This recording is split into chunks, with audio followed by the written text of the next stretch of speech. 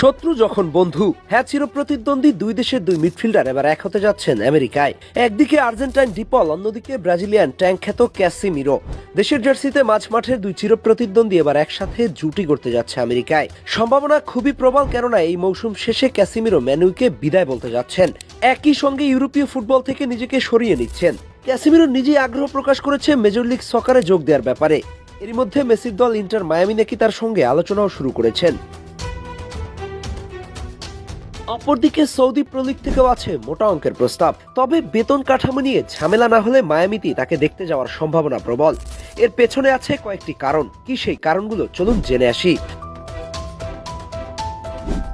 এক নম্বর কারণ হচ্ছে ক্যাসিমিরোর বয়স। 1992-তে জন্ম নেয়া ক্যাসিমিরোর বয়স এখন 34, যা ক্যারিয়ারের শেষের দিকেই বলা চলে।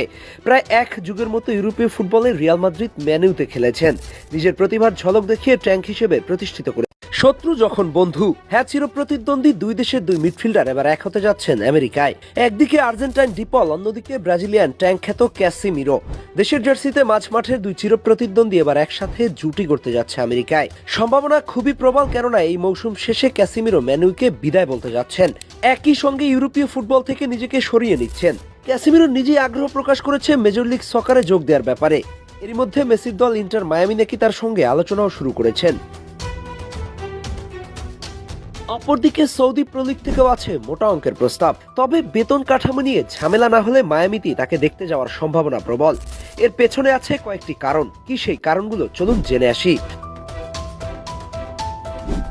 এক নম্বর কারণ হচ্ছে ক্যাসিমিরোর বয়স। 1992-তে জন্ম নেয়া ক্যাসিমিরোর বয়স এখন 34, যা ক্যারিয়ারের শেষের দিকেই বলা চলে। প্রায় এক যুগের মতো ইউরোপীয় ফুটবলে রিয়াল মাদ্রিদ, ম্যানুতে খেলেছেন।